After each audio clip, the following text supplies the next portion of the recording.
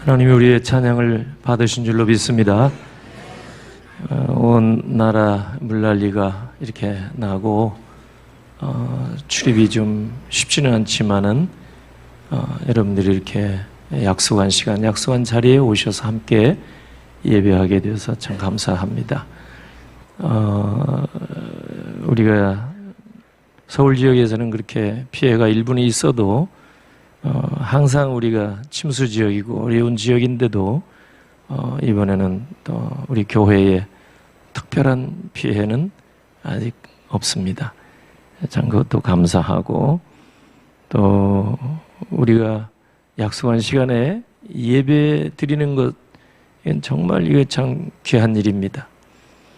오늘 예배 가운데 하나님이 여러분과 함께 하셔서 이곳까지 올 때 근심, 무거운 걸음, 그러나 이 예배 한 시간을 통해서 하나님 만나시고 하나님이 예비하신 풍성한 은혜를 꼭 받아가시는 여러분 되시길 주의 이름으로 축원합니다.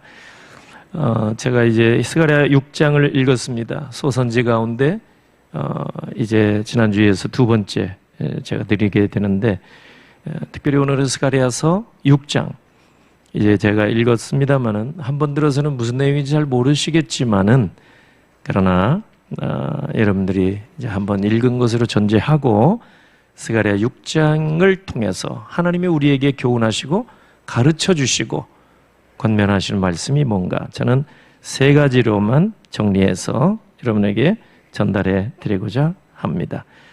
스가랴 6장에 보면은 이 환상이 이제 나오는데, 스가랴는 뭐 8가지 환상을 봤습니다만은 여기 이제 마지막 환상인데, 여기에 네 병거가 두 산 사이에서 나오는 것을 보았습니다. 1절 말씀 보면 그 산은 구리산이더라 그렇게 얘기하죠.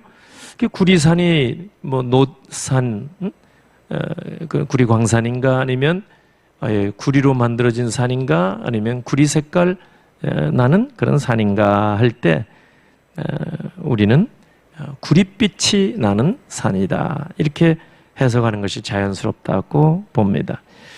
이 구릿빛은 아침의 여명과 같은 색입니다.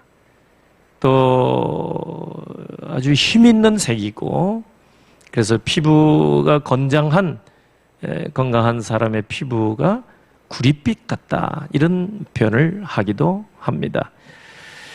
새 아침이 밝아올 때 그 빨간 색깔도 아니고, 어찌 보면 그걸 구릿빛이라고 얘기를 많이 합니다만, 새벽 여명, 어둠을 뚫고 밝아오는 이 여명의 빛이 그 구릿빛이고, 이 빛은 소망을 주는 빛이 됩니다. 유다 백성들에게 정말 소망이 뭔가, 바벨론의 포로로 70년 동안 가서 살고 있다가 언제 이 어둠이 물러가고 이제 빛이 밝아올까? 유다 백성이 바벨론에 끌려와서 수십 년 동안 지나도록 포로 생활의 끝이 보이지 않았습니다. 그런데 드디어 하나님의 때가 되어서 이제 아침 여명과 같은 그런 희망을 하나님께서 이 환상을 통해서 보여주신 것입니다. 하나님은 우리를 고난의 현장에 가두어 두시고 희망의 불을 꺼버리는 분은 결코 아닙니다. 신락 같은 희망의 불도 항상 끄지 않고 우리에게 보여주시는 분이 우리 아버지 하나님이신 줄 믿습니다. 이사야 42장 3절 말씀 보면은 상한 갈대를 꺾지 아니하며 꺼져가는 등불을 끄지 아니한다 이런 말씀이 나오는데, 저도 과거에 얼마나 많은 위로를 받았는지 모릅니다. 이전에 우리가 봤던 성경은 꺼져가는 심지도 끄지 아니하신다 이렇게 이제 번역이 되어 있었는데, 참 힘들 때, 어려울 때 그런 말씀 한마디 한마디가 우리를 얼마나 용기 있게 하고 힘 있게 하고 다시 일어나게 해주는지 모릅니다. 하나님은 당신이 택한 백성을 굶어 죽게 하는 분이 결코 아닙니다. 열왕기상 17장 보면 엘리야 때 극심한 가뭄이 들었습니다. 야고보의 해석에 따르면 3년 6개월 동안 비가 오지 않았다고 했습니다. 그때 하나님의 종 엘리야가 간절하게 하나님 앞에 엎드려 기도드렸을 때 하나님께서는 이제 희망의 빛으로 손바닥만한 구름을 바다 위에 떠오르게 하셨습니다. 가축뿐만 아니라 농작물 할 것 없이 사람들까지도 이제는 다 죽었다 싶을 그때에 하나님께서는 엘리야의 기도를 들으시고 단비를 허락해 주신 줄로 믿습니다. 큰 비를 내려주셨다고 열왕기상에 보면은 나옵니다. 시편 30편 5절에 보면은 다윗은 고백하기를 그의 노염은 잠깐이요 그의 은총은 평생이로다. 저녁에는 울음이 깃들일지라도 아침에는 기쁨이 오리로다. 이전에 개역성경 보면은 저녁에는 울음이 기숙할지라도 아침에는 기쁨이 오리로다. 그렇게 번역이 됐습니다. 하나님이 우리에게 진노를 내리실지라도 잠깐 오면 다 지나게 해주실 줄로 믿으시기를 바랍니다.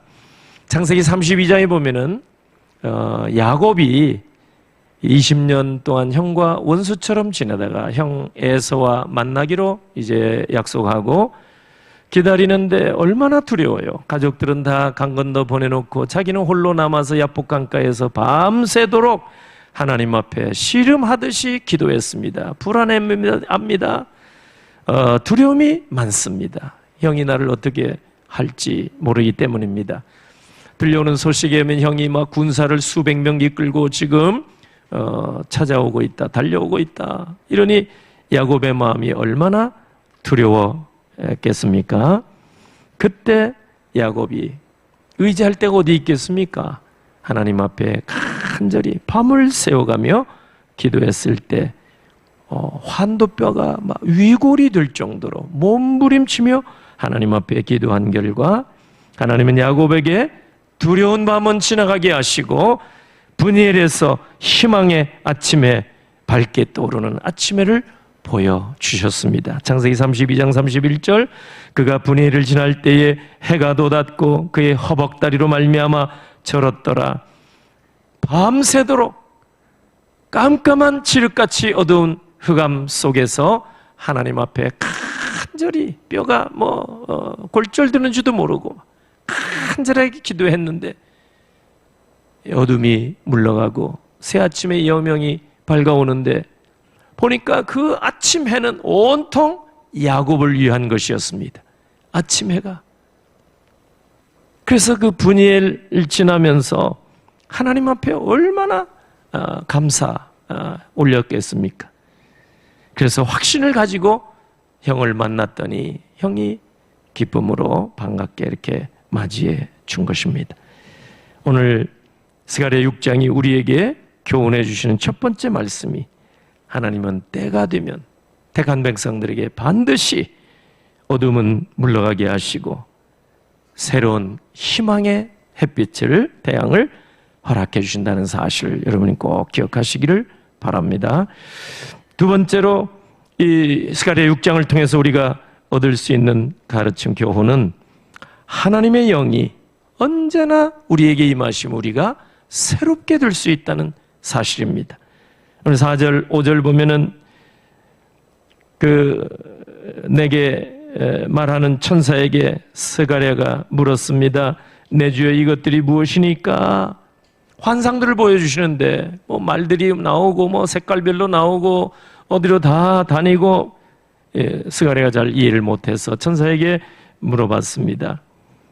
5절에 천사가 대답하여 이르되 이는 하늘의 네 바람이다. 온 세상의 주 앞에 서 있다가 나가는 것이더라. 이 바람이라고 설명을 했어요. 해석을. 말인데 바람이래요. 바람같이 빨라서 그렇게 이제 비유 환상으로 보여주시는지 모르겠습니다만 히브리 말로 이 바람은 루아흐라고 얘기를 합니다. 루아흐. 근데 여러 뜻이 있어요. 단어 하나에. 크게 세 가지 뜻이 있습니다. 자연현상으로 일어나는 이 바람, 이것도 루아흐. 두 번째는 우리가 들숨 날숨 쉬는 이 숨도 호흡도 루아흐. 세 번째는 하나님의 영 성령도 루아흐. 이 루아흐라는 단어 속에 크게 세 가지 뜻이 있습니다. 바람, 호흡, 성령. 근데 본문에 보면 내 바람이니라 이 말들을 이렇게 색깔별로 온 세상을 다니는 이 말들. 근데 이걸 바람이라고 얘기했어요. 이거는 하나님의 영, 성령인 줄로 믿습니다. 요한복음 8장에 보면은 예수님께서 중생에 대한 이 아주 그 신비한 사실을 니고데모 관원에게 설명하신 적이 있습니다. 바람이 임으로 불매 네가 그 소리는 들어도 어디서 와서 어디로 가는지 알지 못하나니 성령으로 난 사람도 다 그러하니라. 성령으로 거듭나는 것에 잘 몰랐어요. 모태로 다시 들어가야 거듭나는 줄로 알았습니다. 육의 사람이니 어쩔 수가 없겠죠. 예수님이 설명하신 거예요. 그때 보니까 바람이 임의로 불매. 바람은 어디서 와서 어디로 가는지 잘 몰라요. 그런데 그 자취는 한단 말이에요. 낙엽이 흔들리고 가지가 흔들리고 이런 것을 보면 바람이 지나가는구나 아는 것처럼 성령으로 거듭난 사람도 그와 같으니라. 언제 어느 때 우리가 거듭나는지 잘 모를 수도 있다 이 말이에요. 그러나 분명한 것은 그 열매를 보아 알리라. 니고데모에게 주님이 가르쳐 주신 말씀입니다. 성령. 참 신기한 말입니다. 바람인데 그 바람이라는 단어는 또 성령을 의미하기도 하는 거예요. 그래서 어떻게 보면 언어 유희같이 예수님이 아주 적재적소 놀라울 정도로 아주 적확하게 이렇게 비유를 통해서 말씀을 가르쳐 주십니다. 본문 스가랴 5장 6장 5절 6장 5절 내 바람은 하나님의 영 온 세상을 다니면서 감찰하시고 살피시고 지키시고 보호하시고 인도해 주시는 구약시대는 성령은 구름기둥 불기둥으로 그렇게 표현을 했습니다. 오순절 성령강림 2000년 전 이후에는 직접적으로 성령이 우리 가운데 오십니다. 내주하십니다. 교회 가운데 함께 하십니다. 성령님이 우리 속에 함께 하심으로 우리를 직접 인도해 가시는 줄로 믿으시기를 바랍니다. 그래서 7절 보면은 본문 7절 건장한 말은 나가서 땅에 두루다니고자 하니 그가 이르되 이는 여기서 나가서 땅에 두루다니라 하매고 땅에 두루다니더라. 두루두루 다니는 거예요. 누가요? 하나님의 영이. 하나님은 무소부재하세요. 성령은 아니 계신 곳이 없습니다. 제한을 받지 않으시고 우리 속에도 우리가 거듭나게 되면 예수 믿고 거듭나면 우리 속에도 내주 하시는 줄로 믿으시기를 바랍니다. 멀리 가서 비나이다 비나해서 얻는 게 아니에요. 예수 믿으면 성령이 내 속에 내 영혼 속에 함께 하십니다. 그러나 우리 속 사람이 깨끗이 못할 때 죄를 회개하지 아니할 땐 성령은 거룩한 영이기 때문에 또 떠나십니다. 그런 불상사가 있어서는 안 될 줄로 믿습니다. 그런데 오늘 여기 8절에 보니까 그가 내게 외쳐 말하여 이르되 북쪽으로 나간 자들이 북쪽에서 내 영을 쉬게 하였느니라. 이 하나님의 영이 동서사방으로 흩어다니면서 이제 말처럼 바람처럼 빨리 다니면서 살피고 위로할 자 위로하고 도와줄 자 도와주고 다니는데 그 8절에 보니까 그 나간 자들이 북쪽에서 내 영을 쉬게 하였느니라. 개혁 번역을 보면은 개혁 성경 번역을 보면 이 북방에서 내 마음을 시원하게 하였느니라. 오히려 제가 가끔씩 이전에 개혁 성경을 많이 인용을 하는 것은 또 어떤 의미로 우리의 피부에 더 와닿는 번역이 되기 때문이기도 합니다. 아무튼 북쪽으로 나간 자들이 하나님의 영이 사방으로 다녀서 활동하시지만 북쪽으로 다니셨는데 그 북쪽에 역사하신 하나님의 그 영이 나를 시원하게 했다, 쉬게 했다.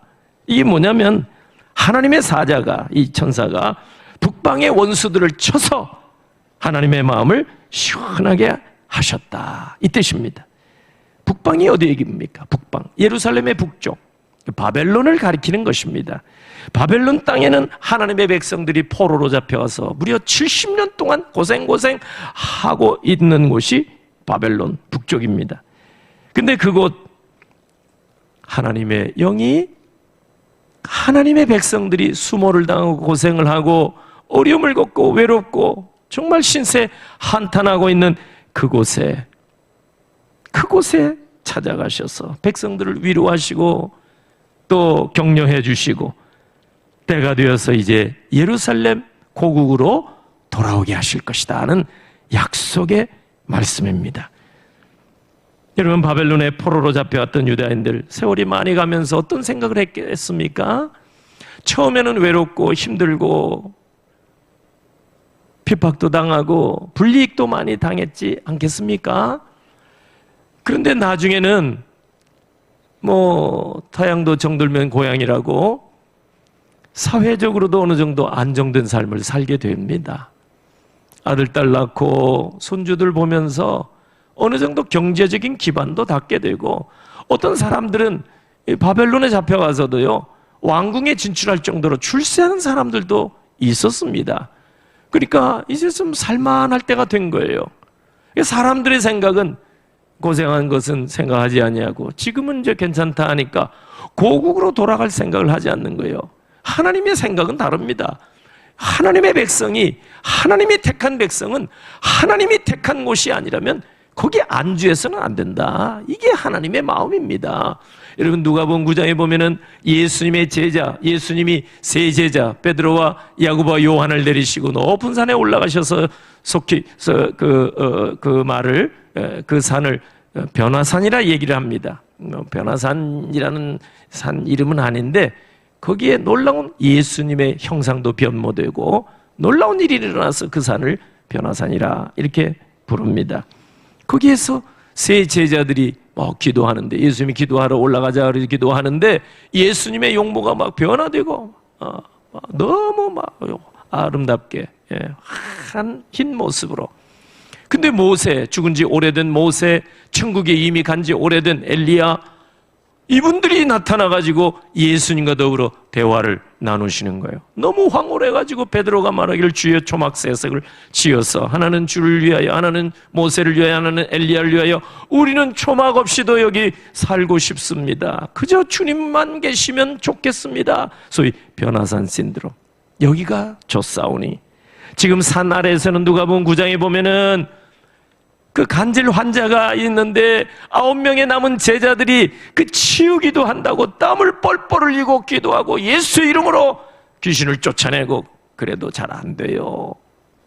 그렇게 지금 일하고 있는데 여기가 좋사오니 세 제자는, 베드로는 그래 주님이 기뻐하시겠습니까? 찬송가 442장 3절에 밤 깊도록 동산 안에 주와 함께 있으리 하나 괴로운 세상에 할 일 많아서 날 가라 명하신다. 이 고백대로 주님과 함께 은혜 받는 시간, 황홀경에 빠진 시간, 입신에 체험할 정도로 신비로운 경험을 하잖아요.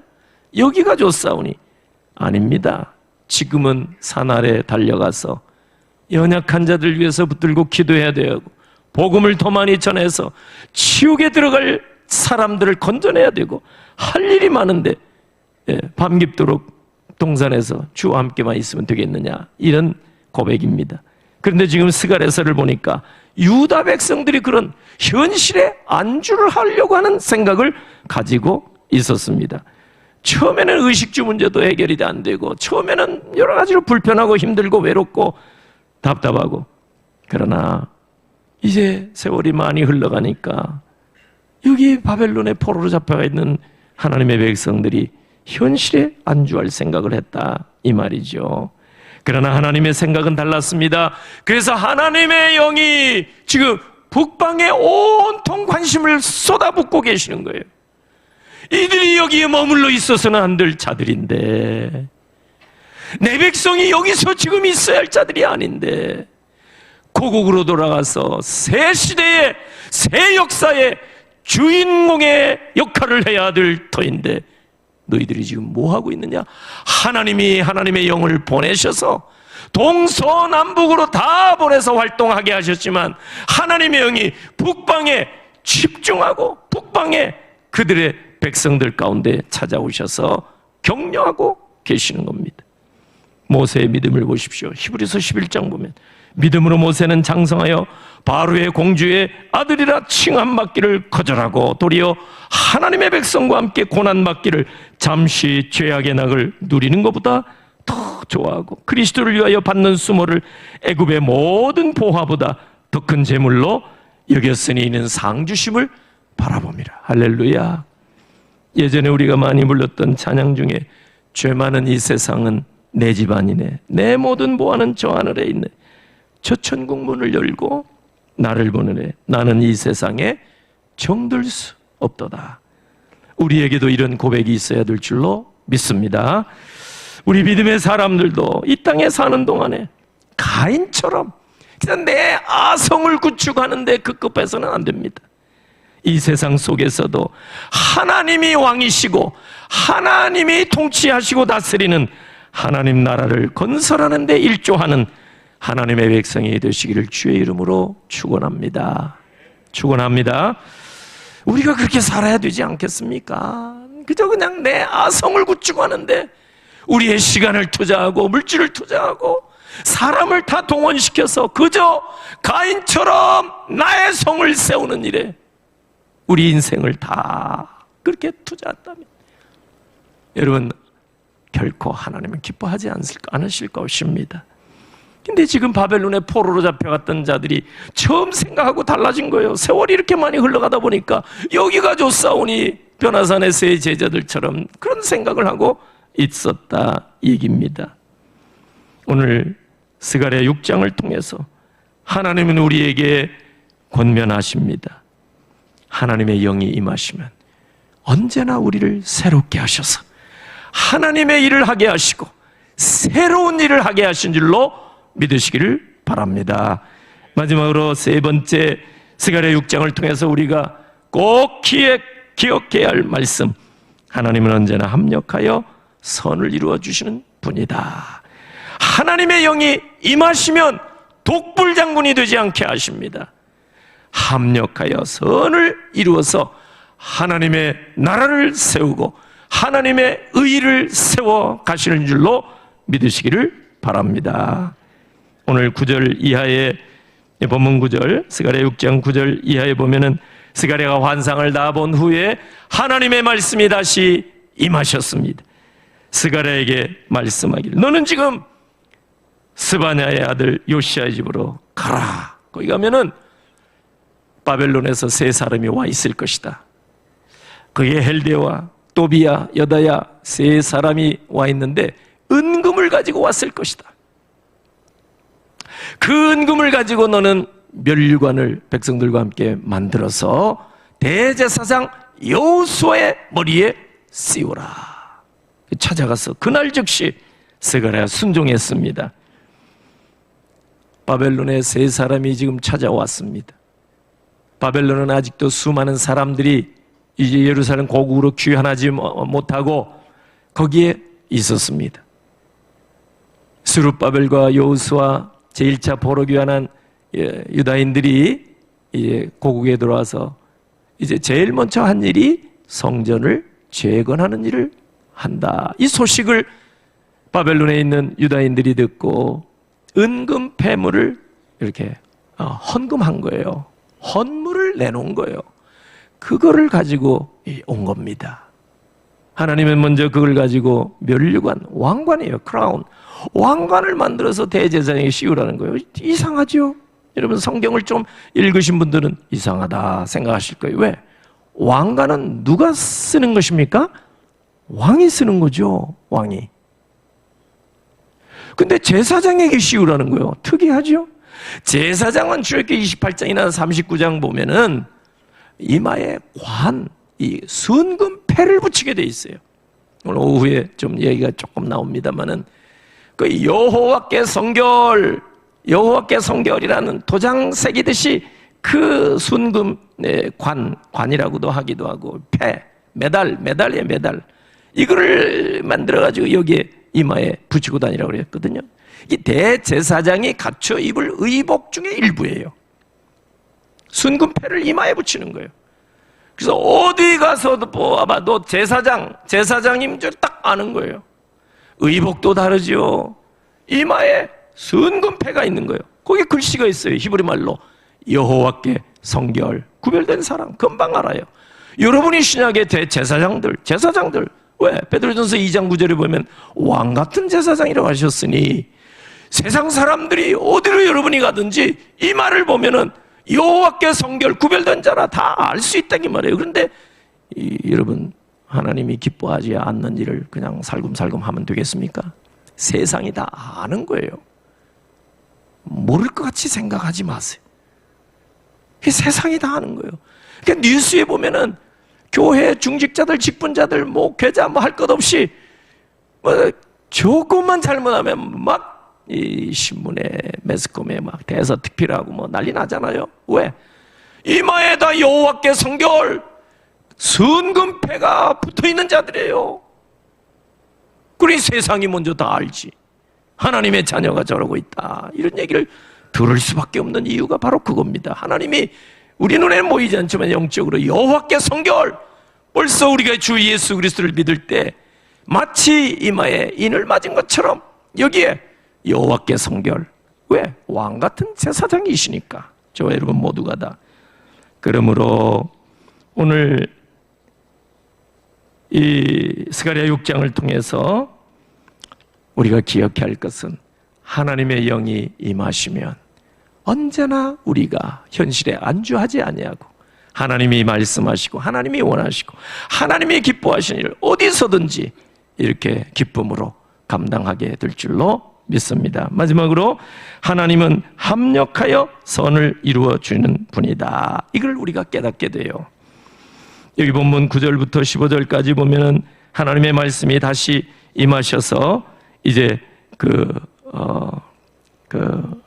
순금패를 만들어서 여호수아에게 씌우라 그랬는데 그 좀 특이하다 그랬죠. 왜 왕에게 씌워야 할 면류관을 여호수아 대제사장에 씌우라 했을까? 이것은 여호수아라는 이름이 장차 오실 예수 그리스도를 예표하고 있기 때문입니다.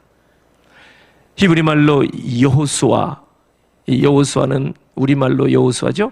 히브리 말로는 예슈아. 이거를 미국 사람들은 자슈아 이렇게 번역을 해서 쓰죠. 그런데 신약으로 와서 헬라어로 이제 바뀌면서 이 말이 예수스 이렇게 바뀝니다. 그게 곧 우리말로 예수가 되는 거예요. 그러니까 이 여호수아는 예수 그리스도를 예표하는 인물입니다. 그러니까 왕관을, 예수님은 왕이요 선지자요 제사장 세 가지 직분을 가지고 계시죠. 면류관 벗어서 주 앞에 드리죠. 계시록에 보면 왕 앞에 만왕의 왕인 예수 그리스도 아닙니까? 그러니까 여호수아에게, 그러나 나중에 보면 뒤에 가서 보면은 이 성전에 여호수아에게 씌웠던 이 면류관을 성전에 보관하라 이렇게 이제 말씀이 또 뒤에 나옵니다. 네. 그래서 오늘 이 말씀을 보면은 홀로 하나님의 일은 그렇습니다. 독단적으로 하지 말고 하나님께서 붙여주시는 많은 사람들과 함께 합력해서 대역사를 이루어야 된다. 이걸 우리에게 가르쳐 주십니다. 면류관 만드는 일도 그렇죠. 그냥 스가랴에게 너 만들어라 이래 하지 않았죠. 바벨론에서 대표로 온 세 사람이 가져온 은금 그걸 가지고 또 스가랴가 혼자 끙끙거리고 하는 게 아니라 남아있는 백성들 가운데 은사 있는 사람 불러서 만들었을 겁니다. 그래서 이 헌금도 바벨론에 남아있는 백성들이 보낸 것이고 모든 사람들이 합력해서 이 귀한 일을 하는 거예요. 작은 일 하나라도. 그리고 12절에 보면 싹이라 이름하는 이 사람이 누구냐? 이 예수 그리스도를 예표하는 분입니다. 이 싹은 브랜치, 가지, 순. 그래서 이사야 11장 1절이나 53장 2절에 보면은 예수 그리스도를 가리킵니다. 이 새 줄기에서 이 가지가 나오고 한 싹이 난다. 그는 주 앞에서 자랑하기를 연한 순 같고, 그가 누구예요? 예수 그리스도.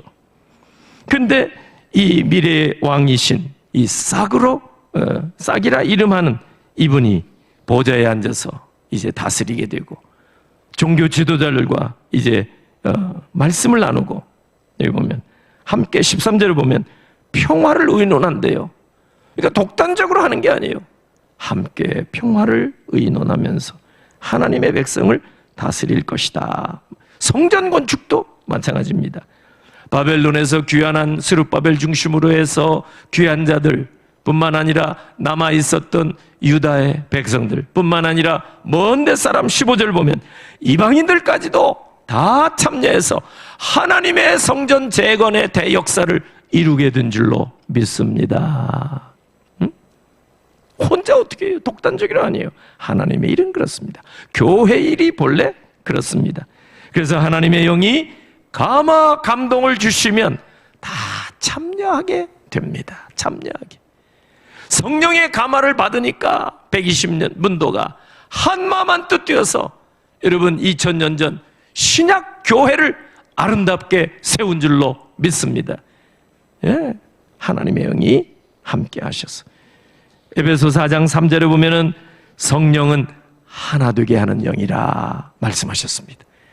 마귀는 사단은 분열의 영이에요. 속닥속닥해서 이간질해서 다 찢어내는 거예요. 마귀의 역사입니다. 그러나 하나님의 영이 임하시면 항상 한마음 되게 하실 줄로 믿습니다. 모두가 어떻게 고린도 교회가 막 베드로에게 무슨 뭐 바울에게 아볼로에게 그러니까 그리스도파다 뭐 이렇게 사분오열되고 하나님의 영이 임하실 때 모두가 같은 말을 하고 같은 뜻으로 같은 열매를 맺게 하시는 줄로 믿으시기를 바랍니다. 말씀을 정리해 볼까요? 스가랴서 6장이 우리에게 주신 교훈 3가지 말씀드렸죠. 첫째는 하나님은 때가 되면 반드시 당신의 백성들에게 어둠은 물러가게 해주시고 새날이 밝아오게 하시는 줄로 믿으시기를 바랍니다.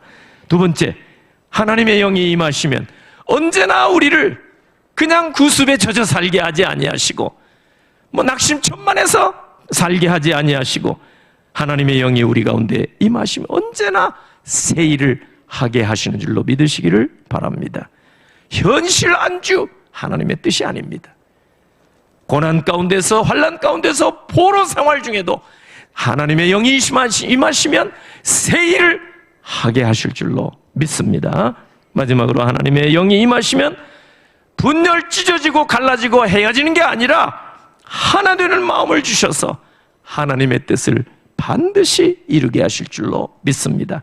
코로나 이후에 지금이야말로 하나님의 영이 임하실 때인 줄로 믿습니다. 우리가 할 일은 기도하는 일, 하나님의 영이 다시 한번 우리 가운데 임하셔서 떠나셨던 영이 영광 가운데 임하시면 우리가 다 같은 말을 하고 같은 마음으로 같은 뜻을 가지고 같은 열매를 반드시 우리 시대에 이루어 하나님께 영광 올릴 줄로 믿습니다. 기도합니다. 하나님 아버지, 은혜를 감사합니다. 이 아침에 주시는 귀한 말씀 마음에 간직하기를 원합니다.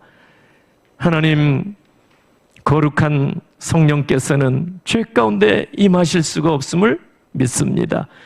우리의 심령을 다시 새롭게 하사 우리의 모든 죄가를 도말하사 주의 영이 우리 가운데 임하여 주시고 영광의 주께서 우리 교회에 임하여 주시고 한국교회에 다시 임하여 주시고 우리 교회들마다 우리 심령마다 다시 회복되게 하여 주시옵소서. 마지막 시대에 하나님이 명하신 위대한 역사를 이루는 한국교회 우리 교회 되게 하시옵소서. 준비한 예물 주 앞에 올립니다. 하나님 앞에 감사 예물입니다. 범사에 감사 강단 헌화 있습니다. 다음 세대를 위한 예물이 있습니다. 감사 예물 약속 믿고 올리는 모든 예물 구별된 예물을 받으시고 손길들 위에 예비하신 풍성한 복으로 넘치도록 부어 주시옵소서. 예수님의 이름으로 기도하옵나이다. 아멘.